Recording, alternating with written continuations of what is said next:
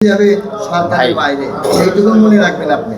ভাই শুনেন, আমার কথা শুনেন। আমার যেটা কথা হচ্ছে, জনগণ আমাদের দ্বারা ক্ষতিগ্রস্ত হোক এরকম আমাদের উদ্দেশ্য কখনোই থাকে না। কারণ ভুল ত্রুটি তো মানুষের ঊর্ধ্বে না।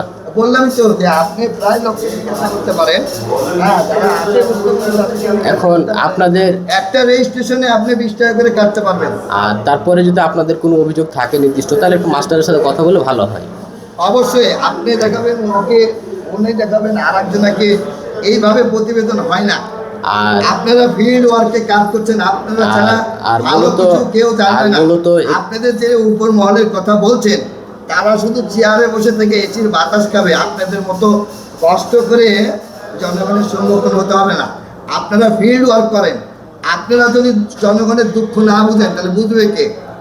ভাই, দুঃখ বুঝে আমরা চাকরি করি। এখানে কত রকম আপনারা প্রতিবেদন করছেন না কেন? এখানে আপনারা বলছেন না কেন সব কথা যে একটা রেজিস্ট্রেশনে 20 টাকা করে নিতে পারবে, কিন্তু একটা রেজিস্ট্রেশনে 4টা টিকিটে 20 করে নিতে পারে না? এটা হয় না। আচ্ছা, ঠিক আছে ভাই, বুঝতে পারছি ভাই। ধন্যবাদ দর্শকবৃন্দ। ইনি আমার এই প্রশ্নের উত্তর দিতে পারেনি এবং পারবে না, এটা আমিও জানি।